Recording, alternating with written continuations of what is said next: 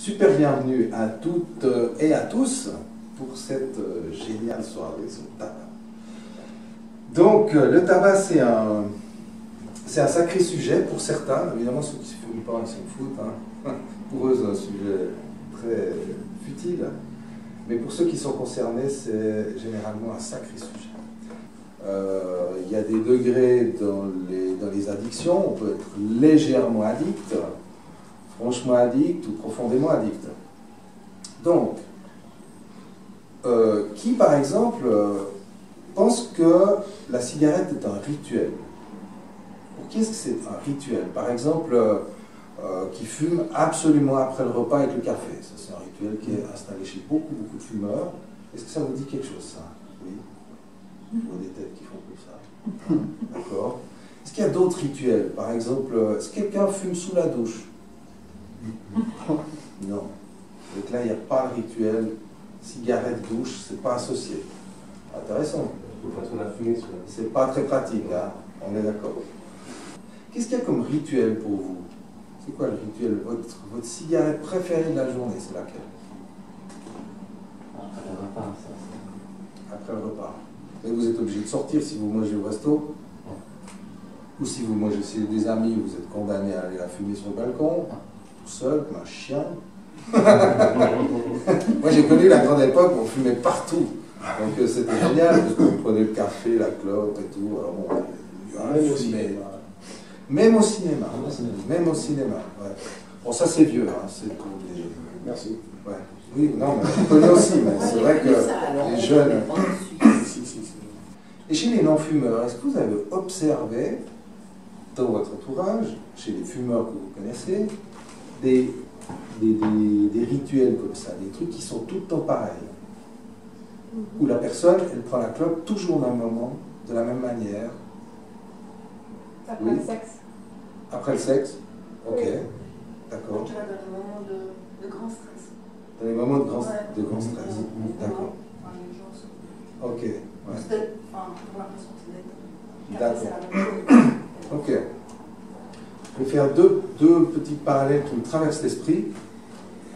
D'abord, après le sexe, hein, ça me rappelle l'histoire du gars qui demande à la fille tu fumes après l'amour?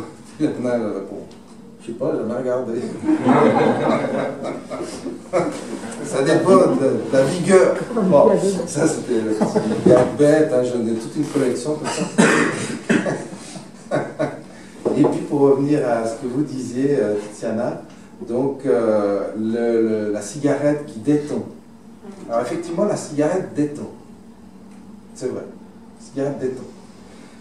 Ce qu'il faut savoir, et ce qui est intéressant, c'est qu'en fait, la nicotine tend. La nicotine nous met en stress. Et on estime que la nicotine, les fumeurs sont 30% de plus stressés que les non-fumeurs à cause de la nicotine. Et que la cigarette détend d'environ 30%. Donc si on arrête de fumer, eh ben, on va plus pouvoir se détendre, on va plus gagner ces 30%, on ne va pas non plus augmenter de 30% par la nicotine. Donc ça revient au même. Donc ça c'est bon à savoir que quand on arrête de fumer, on ne va pas vers un truc où on va être plus stressé. Il y a une petite période de sevrage, hein, que tout le monde connaît, qu'on redoute, en fait, bien sûr. Mais le bilan de stress, il s'équivaut. Aujourd'hui, vraiment, on devient addict à une marque. Et puis si vous n'avez plus votre marque, vous topez une clope de quelqu'un d'autre, parfois vous avez votre dose de tabac de nicotine, mais c'est pas très bon. C'est juste ou pas? Toi, tu t'en fous. Tu fumes n'importe quoi. Ok, bon, ça c'est bien. Hein. C'est bien. Ça veut dire que tu as une large ouverture. Je suis très ouverte. Voilà.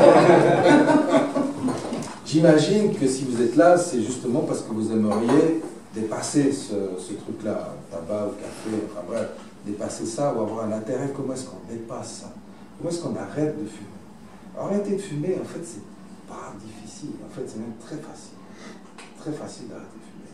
Le truc, c'est de pas reprendre. C'est ça qui est... C'est ça. Le truc, c'est de ne pas reprendre. Et comment on va faire pour ne pas reprendre un truc pareil? Alors, ce qu'il faut savoir quand même, c'est que cette chimie qui accompagne ces produits addictifs, en tout cas le tabac, le café, je connais un peu moins, je me renseignerai pour une fois ultérieure, mais j'imagine que c'est un peu pareil. Il y a une période de sevrage, mais qui est rapide. Le corps humain, il se nettoie super vite. Hein. Et pour le tabac, on compte 3 jours. Il faut tenir bon 3 jours.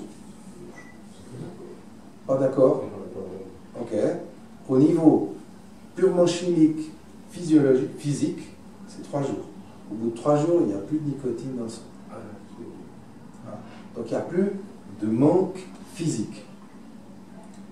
Par contre, il y a tout le manque psychologique, émotionnel, voire affectif. Enfin, on va parler de ça justement.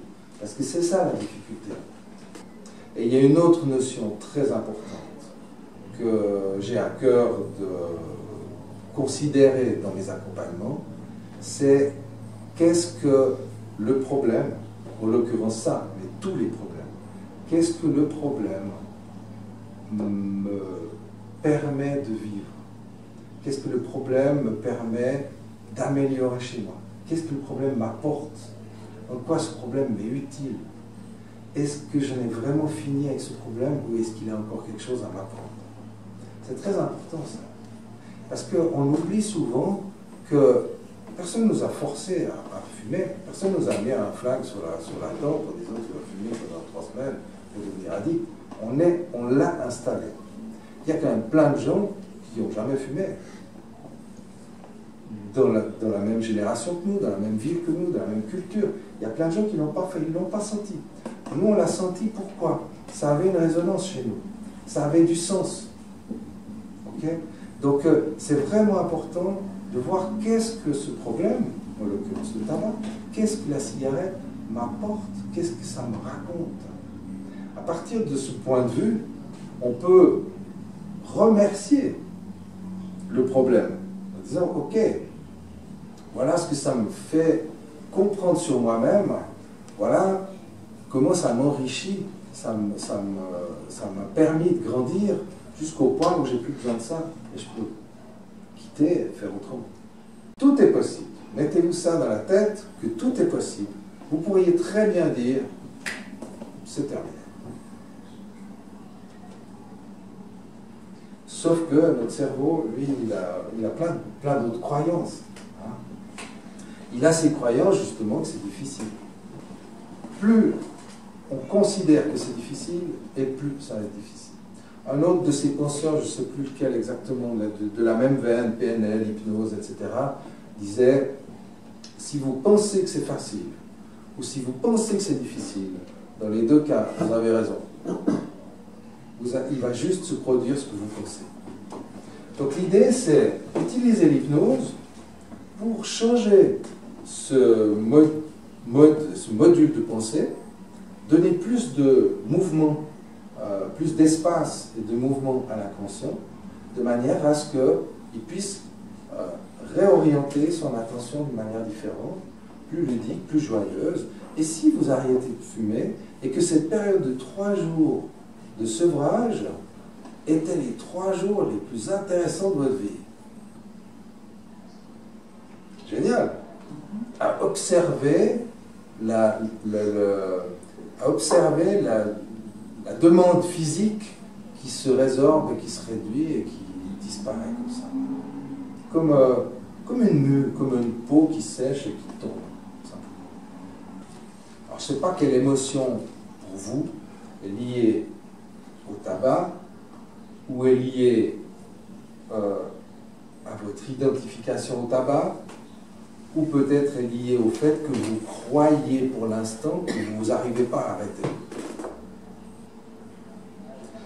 Moi, perso, l'émotion, c'est pour vous donner un exemple, mais aussi parce qu'on partage, hein, l'émotion qui m'a le plus accompagné par rapport à ce défi, c'est la honte. C'est la honte. Je me sentais nul, franchement. De fumer De fumer, de ne pas arriver à arrêter. si vous fumez parce que ça correspond à une valeur qui est importante pour vous. Par exemple, vous pouvez vous sentir puissant en fumant, ou vous pouvez vous sentir libre, la valeur de la puissance, de la liberté, de l'insoumission. Je suis un irréductible, je suis un rebelle. Hein? Alors on fait des tatouages partout, on fume des clopes, on conduit des grosses motos. Il y a tout un truc là derrière, hein, qui est important pour la personne. Pas lâcher ça comme ça.